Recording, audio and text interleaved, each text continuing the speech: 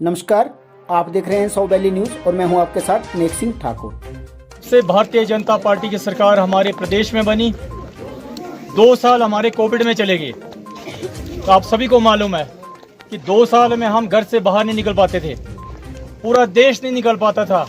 लेकिन भारतीय जनता पार्टी का जो सक्रिय कार्यकर्ता था और भारतीय जनता पार्टी के कार्यकर्ता के रूप में हमारे सदर के विधायक लगातार 2 वर्षों तक जनता के बीच में रहे।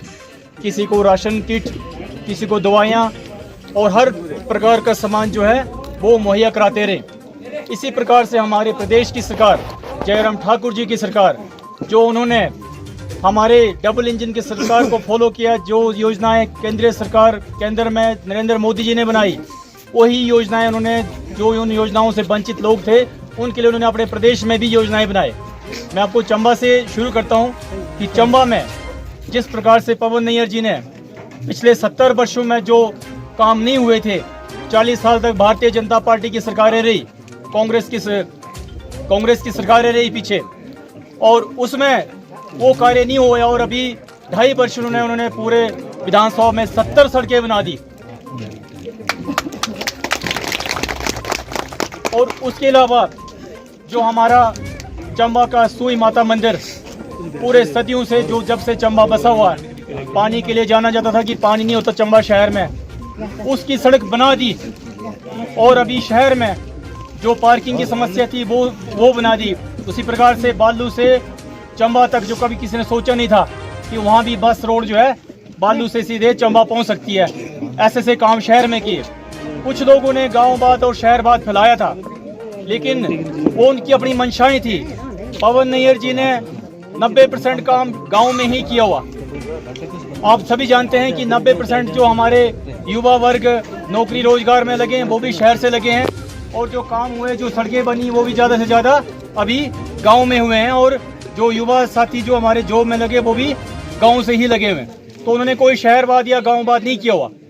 जिस प्रकार से चंबा सदर को एक ऐसा प्रत्याशी और विधायक के रूप में मिला, पवन नैयर जी के रूप में, उन्होंने एक गांव में इस तरह का राजनीति का एक माहौल ही बदल दिया। उन्होंने बिचौलियों को हटा दिया। जो बिचौलिए पहले होते थे, आपने देखा था पीछे भी बहुत सारे राजनेता हुए, उन लोगों का क्या काम था कि अच्छा मैं आपका काम करवा देता हूँ, चलो मेरे साथ चलो। उन्हें 2-4 लोगों को पकड़ के लेके जाना, ना उन्होंने वार्ड मेंबर की सुननी, ना प्रधान की सुननी, ना किसी और की सुननी है। लेकिन आज एक ऐसा ट्रेंड बन गया भारतीय जनता पार्टी की सरकार में और पवन नैयर जी ने जो चंबा सदर में बनाया हुआ, कि उससे हर एक कार्यकर्ता जो है सीधे विधायक से मिल सकता है और मिल करके अपनी समस्या का निदान कर सकता है।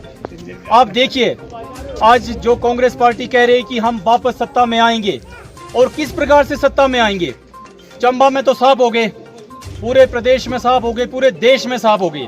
पूरे देश में हमारे 28 राज्य हैं, जैसे हिमाचल प्रदेश एक राज्य है, 12 जिले हैं। ऐसे इससे बड़े बड़े, जैसे यूपी का देखा आपने, उत्तराखंड में देखा, इन्होंने वहाँ भी किस्म आजमाई कि हम वापस आएंगे।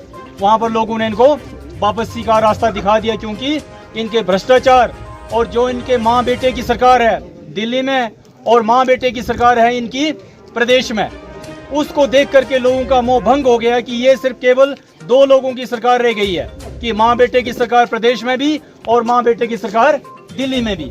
इस तरह से जो भारतीय जनता पार्टी की तरफ जो कांग्रेस के लोगों का आकर्षण बढ़ा हुआ है, वो एक अभूतपूर्व है।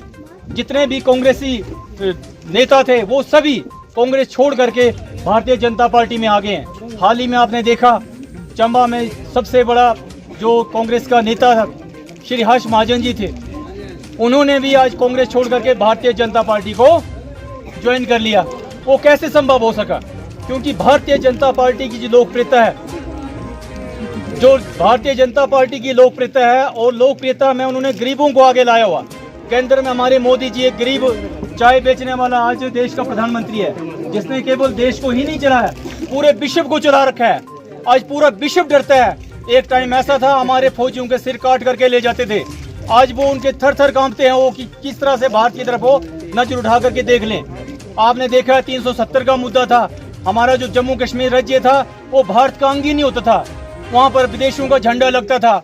वहाँ की जो 5 साल की जगह 6 साल की सरकार होती थी, वो भारत को अपना देश ही नहीं मानते थे, खाते भारत का ही था सारे के सारे, लेकिन गुण वो पाकिस्तान के गाते थे। कैसे संभव हो सका? पूछे कांग्रेस से, आपने 70 सालों में क्यों ने 370 धारा हटाई? क्यों ने आपने जम्मू कश्मीर को, हमारे एक जो राष्ट्र का हिस्सा था, उसको क्यों अलग करके रखा? क्यों वहां पर लोगों को लड़ाते रहे? इसी प्रकार से इन्होंने जो 135 साल ये पुरानी अपनी पार्टी बताते हैं, इन्होंने लोगों को सिर्फ लड़ाने का काम किया देश में, और कोई काम नहीं किया। इसी प्रकार से हिमाचल में इन्होंने यही काम किया। ये सोचते हैं कि आज भी हमारे झूठ के वजह से हम फिर से सत्ता वापसी करेंगे। ऐसा होने वाला नहीं है। साथ है, हम तुम्हारे साथ हैं, हम तुम्हारे साथ। कृपया हमारी वीडियो को लाइक व शेयर जरूर करें तथा बेल आइकन का बटन दबाकर चैनल को सब्सक्राइब जरूर करें। जय हिंद, जय भारत।